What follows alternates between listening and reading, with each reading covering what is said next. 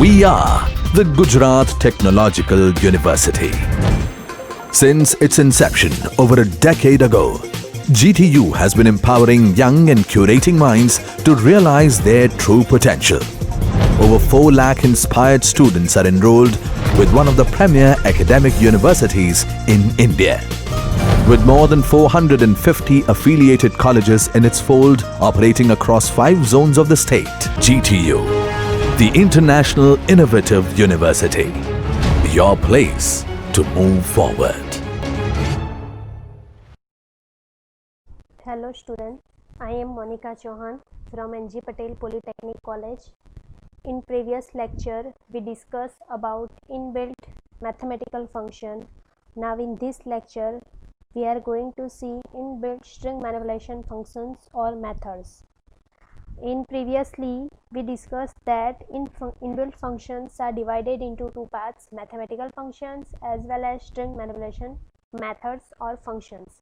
So in string manipulation functions, we know that in VB.NET you can use string as an array of characters, and this string class of the .NET framework provides so inbuilt mathematical or inbuilt string manipulation functions for comparison of toString or manipulation of 2 strings, right? There are so many types of string manipulations functions in this: mid function, right function, left function, string function, ltrim function, rtrim function, instring function, ucase function, lcase function, chr function and asc functions are available. Now we will see each and every function in detail with use of example. So first one is mid functions. So basically, what is mid function? The mid function extracts a substring from the original string and it returns a string containing a specified number of characters from a string. The syntax of mid function is mid in bracket string comma position comma n, where position is the starting position of the string from which the extraction process will start and n is the number of characters to be extracted. So in general, mid function શું છે? તો તમારી original સ્ટ્રિંગમાંથી particular કોઈ substring જ્યારે cut કરવી હોય ત્યારે mid ફંક્શનનો યુઝ થાય. પોઝિશન અહીંયા શું ઇન્ડિકેટ કરે કે તમારે કઈ જગ્યા પરથી સ્ટ્રિંગને ઓરિજિનલ સ્ટ્રિંગને કટ કરવી છે, અને એન શું ઇન્ડિકેટ કરે કે તમારે કેટલા કેરેક્ટર સુધીની સબસ્ટ્રિંગ ડિસ્પ્લે કરાવી છે, રાઈટ? તો એ ઇન્ડિકેટ કરે N. Now in this example, our original string is NG Patel Polytechnic. Now apply mid function on NG Patel Polytechnic. We write mid comma a comma 3 comma 5, which means a is NG Patel Polytechnic, which means our original strings, comma 3 એટલે કે position 3 છે. તો 3 indicate what? n is 1, dot is 2 and 3 is g, બરાબર? તો g એ શું છે? 3 નંબરની position પર g છે. then n equal to 5 એટલે કે 5 કેરેક્ટર કટ કરવાના છે ઓરિજિનલ સ્ટ્રિંગમાંથી જેની પોઝિશન સ્ટાર્ટ થતી હોય 3 નંબર પરથી. તો અહીંયા 3 નંબર પર છે g, ત્યાર પછીના 5 કેરેક્ટર g ને ઇન્ક્લુડ કરીને, એટલે આઉટપુટ શું આવશે? g.pat, right? Total 5 character ની substring આવશે as a output. Now next છે write function. So what is write function? So this function return a number of character from the right side of the string. The syntax of write function is write in bracket string comma number, where string એટલે કે આપણી original string અને number શું indicate કરે કે તમારે original સ્ટ્રિંગની right side પરથી કેટલા કેરેક્ટર ડિસ્પ્લે કરાવવાના છે ઓર કટ કરવા છે, રાઈટ? એક્ઝામ્પલ સમજીએ, વધારે આઈડિયા આવશે. આપણી ઓરિજિનલ સ્ટ્રિંગ છે સેમ એઝ પ્રીવિયસ એક્ઝામ્પલમાં આપણે જે જોયું તે, કે ઓરિજિનલ સ્ટ્રિંગ છે NG Patel Polytechnic. હવે હું અપ્લાય કરું છું રાઇટ ફંક્શન ઓરિજિનલ સ્ટ્રિંગ પર. તો હું અહીંયા લખું છું રાઇટ in bracket માં a, 11, where a એટલે કે NG Patel Polytechnic and 11. Right function શું કરશે, ઓરિજિનલ સ્ટ્રિંગમાં રાઇટ સાઇડ પરથી 11 કેરેક્ટર કટ કરશે.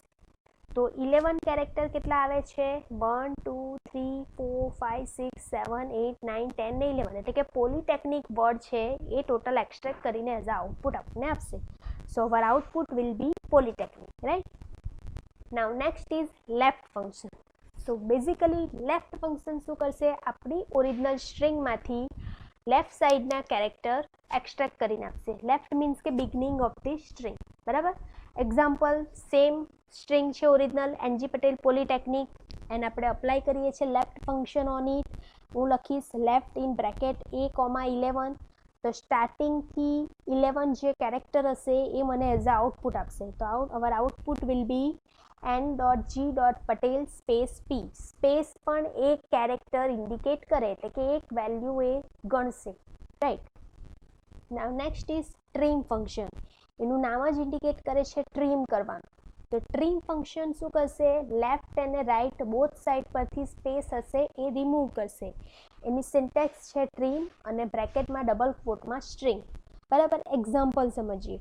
તો એક્ઝામ્પલમાં તમે જોઈ શકો છો કે સ્ટ્રિંગ મેં આપી છે એનજી પટેલ પોલિટેકનિક, એ બેઉ બાજુ સ્પેસ આપી છે, રાઈટ. તો ટ્રીમ શું કરશે, બેઉ બાજુની સ્પેસ રિમૂવ કરીને ઓનલી એનજી પટેલ પોલિટેકનિક મને એઝ અ આઉટપુટ આવશે. So our output will be NG Patel polytechnic, right.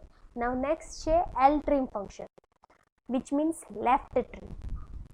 તો the L trim function trims the remove empty spaces of the left portion of the string. એટલે કે left સાઇડની જ્યારે તમારે space remove કરવી હોય ત્યારે એલ ટ્રીમ ફંક્શનનો યુઝ થાય. એક્ઝામ્પલમાં સમજીએ. હું મારી ઓરિજિનલ સ્ટ્રિંગ એનજી પટેલ પોલિટેકનિકની સાથે લેફ્ટ સાઇડ થોડી સ્પેસ આપી છે, તો એને રિમૂવ કરવા માટે હું યુઝ કરીશ એલ ટ્રીમ ફંક્શનનો. તો હું લખીશ એલ ટ્રીમ બ્રેકેટમાં મારી ઓરિજિનલ સ્ટ્રિંગ, રાઈટ. તો મારું આઉટપુટ શું આવશે, લેફ્ટ સાઇડની સ્પેસ રિમૂવ કરીને ઓનલી એનજી પટેલ પોલિટેકનિક. નાઉ આર ટ્રીમ ફંક્શન. તો આર ટ્રીમ ફંક્શન શું કરશે, રાઇટ સાઇડની સ્પેસ હશે એ રિમૂવ કરશે, બરાબર. તો એક્ઝામ્પલ સેમ વે પ્રીવિયસલી જે જોયું તે એનજી પટેલ પોલિટેકનિક અને રાઇટ સાઇડ થોડી સ્પેસ આપી છે, તો એ શું કરશે, રાઇટ સાઇડની સ્પેસ રિમૂવ કરશે અને મને ઓનલી આઉટપુટ આપશે એનજી પટેલ પોલિટેકનિક, બરાબર. હવે નેક્સ્ટ છે in string function. Important function છે. તો what is in string function?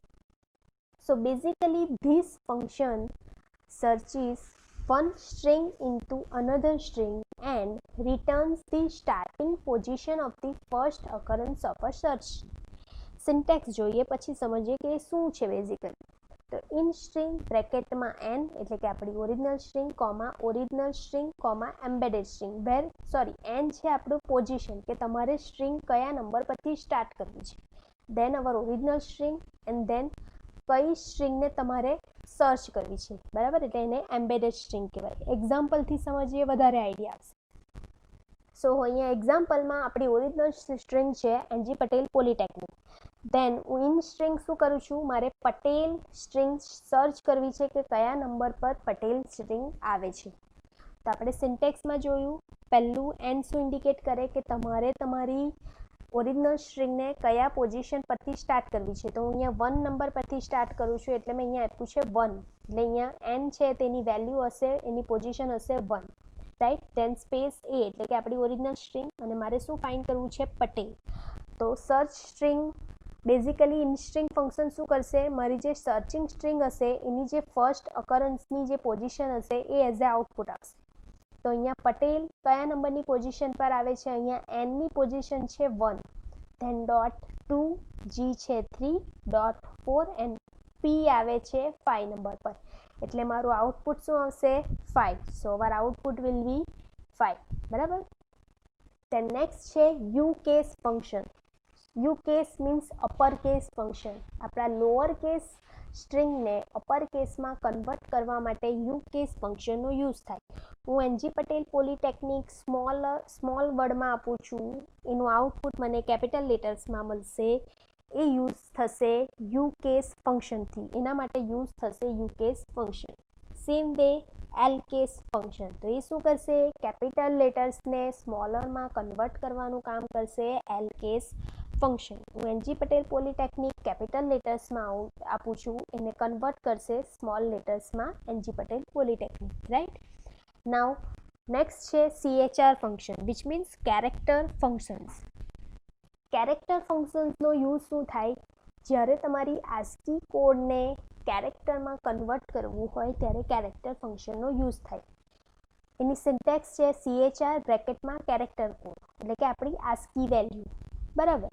તો CHR બ્રેકેટમાં હું 65 લખું છું. વી ઓલ નો ધેટ કે કેપિટલ એની ASCII વેલ્યુ 65 છે, બરાબર. તો મને આઉટપુટ આપશે કેપિટલ એ. હું લખું છું CHR ઇન બ્રેકેટ 122. તો 122 એ સ્મોલ ઝેડની ASCII વેલ્યુ છે, એટલે મને આઉટપુટ મળશે સ્મોલ ઝેડ, બરાબર. તો કેરેક્ટર ફંક્શન શું કરશે? ASCII વેલ્યુનું કેરેક્ટરમાં કન્વર્ટ કરવાનું કામ કરે કેરેક્ટર ફંક્શન્સ. નાવ લાસ્ટ છે ASC ફંક્શન. એ શું કરશે? તમારા કેરેક્ટરની ASCII વેલ્યુ તમને રિટર્ન કરશે એઝ અ આઉટપુટ. હું લખું છું ASC ડબલ કોટમાં કેપિટલ એ, એટલે કે મારા કેપિટલ એની જે બી ASCII વેલ્યુ હશે એ મને એઝ અ આઉટપુટ આપશે. હું એમાં સ્પેશિયલ કેરેક્ટર બી ઇન્ક્લુડ કરાવી શકું, એટલે હું લખું છું ASC ડબલ કોટમાં એન્ડ સાઇન. તો એન્ડ સાઇનની ASCII વેલ્યુ છે 38, તો મને રિટર્ન કરશે 38. So basically string manipulation methods અલગ અલગ ટાઈપની યુઝ થાય. સ્ટ્રિંગને કમ્પેર કરવા, લોઅર કેસમાં કન્વર્ટ કરવા, અપર કેસમાં કન્વર્ટ કરવા માટે, કોઈ સ્પેસિફિક પોઝિશન ફાઇન્ડ કરવા માટે, કેરેક્ટરમાં કન્વર્ટ કરવા માટે, ASCII વેલ્યુમાં કન્વર્ટ કરવા માટે અલગ અલગ સ્ટ્રિંગ મેનિપ્યુલેશન મેથડનો યુઝ થાય, બરાબર. તો અહીંયા આપણો string manipulation methods topic complete થાય છે.